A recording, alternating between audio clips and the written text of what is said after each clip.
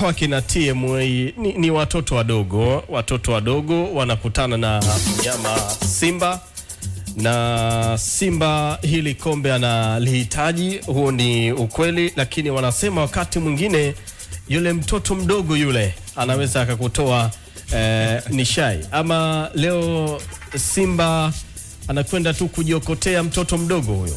Haiwezi kuwa kirahisi hivi. Unajua mechi ya mpira wa miguu kuna muda kwenye uhalisia tukienda unaona mizania kwa upande wa Simba. Yani always mechi inakuwa iko kwa Simba, ila kile ambacho kinaenda kutokea uwanjani ndio kinakuja kuwa tatizo. Yani huenda Simba anaweza kaenda labda ameichukulia mechi rahisi zaidi, lakini unafika uwanjani mechi inakuwa tofauti na pale ambako wewe ulikuwa unafikiria. Kwa hiyo bado mimi naiona ni mechi ya mchezo wa mpira wa miguu, chochote kinaweza kutokea, ila bado advantage iko kwa Simba. Aina ya timu walionayo, umetoka kumzungumza hapa Okajefa, ni mmoja wa wachezaji ambao wapata nafasi ya mara kwa mara ya kucheza, ila bado quality na vitu vingi ambavyo yuko navyo huwezi kuvikompea na wachezaji wa TMA. Tunazungumza mtu kama Debra Fernandez hapati nafasi ya mara kwa mara, ila bado quality alionayo huwezi kompea na wachezaji wa TMA. Tunazungumza Dese Mukwala ambaye pia amekuwa anakaa kwenye mbao ndefu muda mrefu, bado quality yake inakupa ubora. Kwa hiyo unaona Simba ina wachezaji wengi wazuri ambao huwezi kuwafananisha na wachezaji wa TMA. Ila kikubwa ni hiyo commitment kuelekea kwenye mchezo wenyewe, performance za wachezaji kwa siku hiyo zitakuwaje, kwa sababu unaweza ukawa una wachezaji bora ila hawafanyi vitu bora. Hilo ni tatizo lingine. Kwa hiyo tunaamini inaweza ikatokea surprise ya football na vitu vikatokea, na pia watu wanaweza wakaenda wakatumia tu ubora walionao, uzoefu wa mashindano, wakafanya vitu vyao vile vile ambavyo wamekuwa wanafanya kila siku. Kwa hiyo mimi upande wangu bado na nafasi kwa Simba, na wanaweza kupata matokeo zaidi ya goli 2 na kuendelea. Kabisa, wanaweza wakapata matokeo ya ushindi zaidi ya goli 2 na kuendelea. Huyo ni Evans akichagiza kwa upande wake, lakini nielekea kwa kamanda Jeffrey. Kamanda, tunafahamu kabisa kwamba coach Fadru anafahamu kabisa kwamba kikosi changu cha kwanza ni wachezaji hawa. Lakini hii michuano pia inatoa fursa kwa wachezaji wengine nao kuonekana na kurejesha ule utimamu wa kimwili na kuwa na match fitness. Na katika maelezo yangu hapa, mmoja wa wachezaji ambao tutawaweka pia katika mazungumzo yetu ni Joshua Mutale Okajefa, pamoja na kijana huyu ambaye anacheza fullback ya kulia Duchu.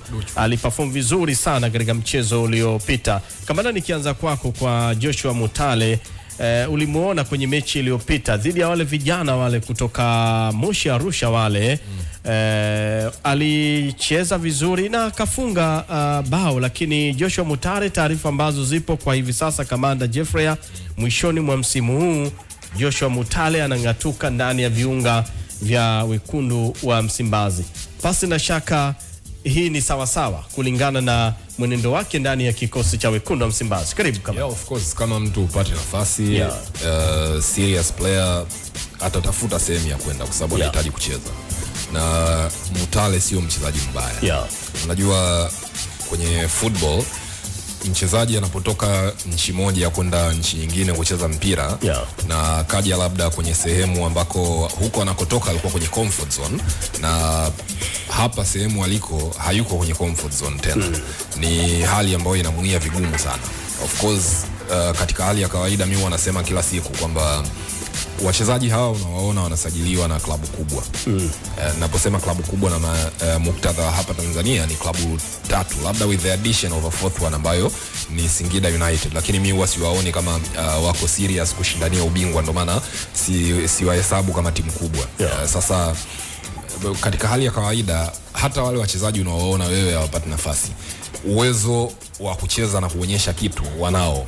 Ni bahati mbaya kwamba imetokea labda wametanguliwa na wachezaji wengine kuingia kwenye first 11, na matokeo yake ni kwamba hakuna tena muda wa kuaccommodate. Kwa hiyo imeshindikana, hivyo inabidi aende sehemu nyingine. Watu wanapaswa kukumbuka Mutale alichofanya kuwavutia Simba kwenye mechi ambazo alicheza dhidi ya Simba akiwa na timu yake ambayo inashiriki ligi ya Zambia. Kamanda, hapo kabla hujaendelea, nimependa sana ulivyogusia hicho kitu, na ni swali langu lilikuwa linafuata kwako. Sasa kabla ya kuendelea, nataka niongezee kitu hapo.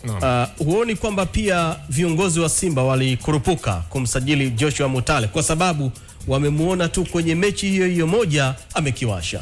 Hapana, hawakukurupuka pia kwa sababu Mkai performance za Mutale kwenye mechi dhidi ya Simba zilikuwa ni muendelezo wa performance bora akiwa na timu yake. Kwa mfano kwenye ligi nadhani wakati Simba wanamsajili kwenye ligi alikuwa amefanya double figures kwenye magoli na kwenye assists. Nadhani alikuwa amehusika na karibu magoli kama 17 kama sio 15 kwenye ligi ya kwao.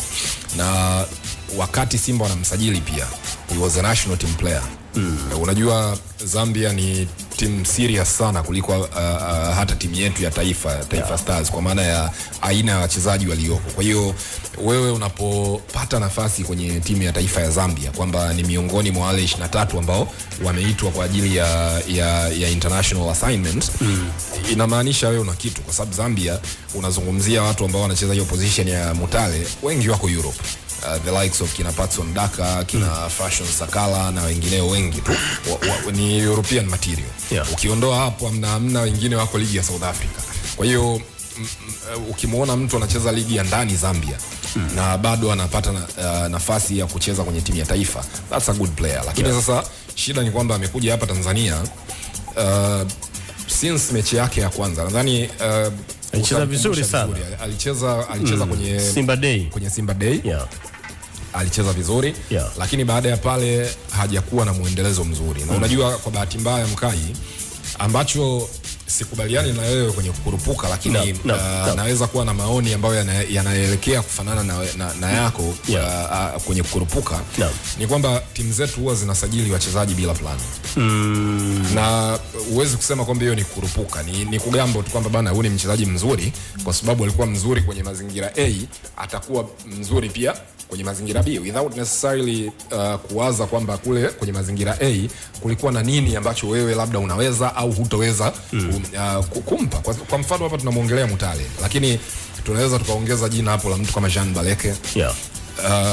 Yanga walitegemea kwamba wanasajili striker mzuri, lakini it didn't work out kama walivyotaka, na matokeo yake ndani ya miezi 5 ama nusu msimu tayari. Sasa kamanda umetaja hapo kwamba viongozi wanasajili bila kuwa na malengo. Maana yake siku zote ukiweka malengo ya jambo fulani lazima utaliendea kwa ukubwa zaidi, utaweka mikakati sahihi, utafuatilia na mwisho siku ile jambo utalikamilisha. Lakini usipoweka malengo ambayo ni sahihi, ndio ile nasema sasa kwamba utakurupuka. Unajua kurupuka si kwamba ni tusi. Ni kama vile nimemwona kamanda Jeffrey kwenye mechi moja nikasema yes, hiki ni kifaa.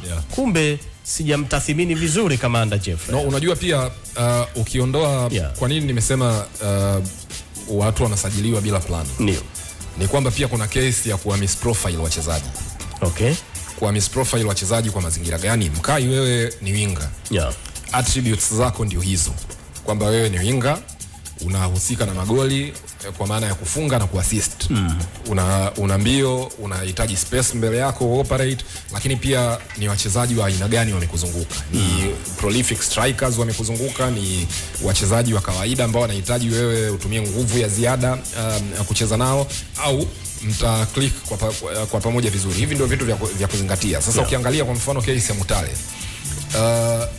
unakumbuka dabi ya mwisho kwa mfano, nadhani alipata nafasi ya kwanza, sio?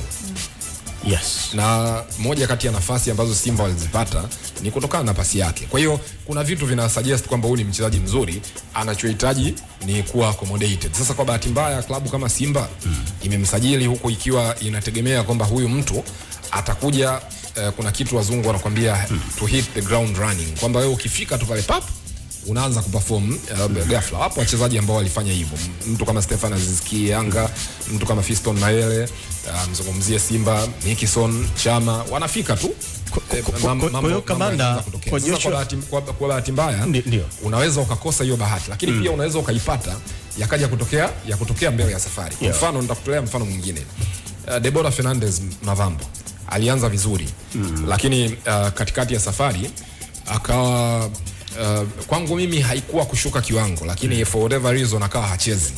Na unajua ukiwa huchezi mechi mfululizo, yani kama wewe ulikuwa unaanza mechi 5 kwenye ligi na hauna injury yoyote, alafu ghafla tu wanaanza wengine, katika msimu wako wa kwanza hiyo haiwezi kuwa kitu kizuri kwako, na obviously itaonekana kama umeshuka kiwango, lakini sometimes Mkai unamsajili mchezaji mnawekeana malengo kabisa kwamba wewe utakaa hapa kwa miaka miwili. Najua kwamba mwaka wa kwanza huu utastruggle kwa njia moja au njia nyingine, lakini na kutengenezea mazingira ya wewe kupata nafasi ambayo itakujengea confidence na utaweza kunionyesha kile ambacho unacho. Kwa hiyo kwangu mimi Mutale ni mtu ambaye alikuwa anahitaji tu kucheza, na kucheza kwa mazingira gani? Kocha yeye anamwanzisha, kwa sababu siamini kama ikitokea kwa mfano Mutale akianza kwenye mechi 5 mfululizo ambazo ana average kucheza dakika 60, sidhani kama atashindwa kuperform.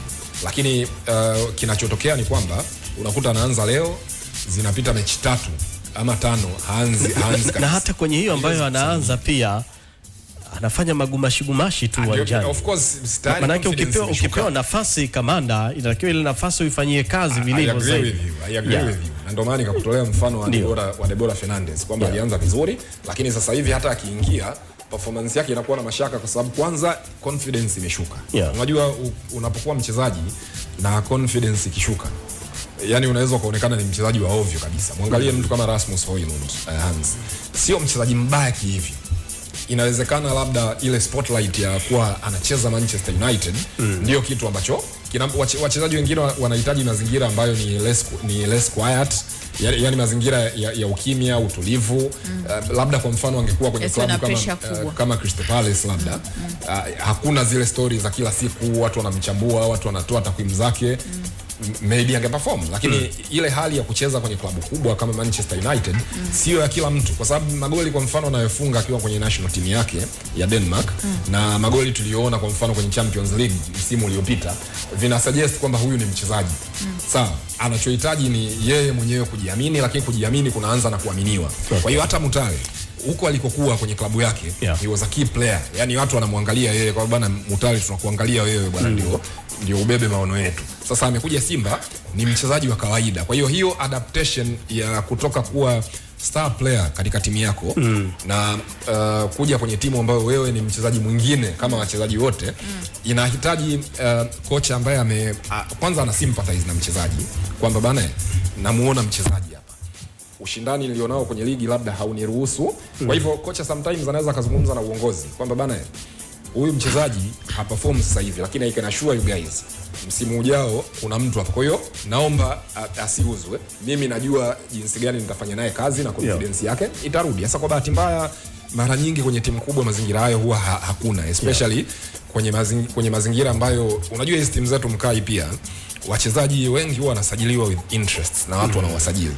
There are a lot of mazingira ya, kwa mfano kama mimi ni kiongozi nazungumza na wewe wakala, kuna 10%, kuna mazingira mengi. Kwa hiyo opportunity hii unayoona ya Mutale kuperform vizuri ni opportunity ya mtu mwingine kuja for replacement na watu maisha yakaendelea. So kwenye mazingira kama hayo ni vigumu sana kocha kukuaccommodate kwa kusympathize kwamba bana, huyu Evans ni mchezaji.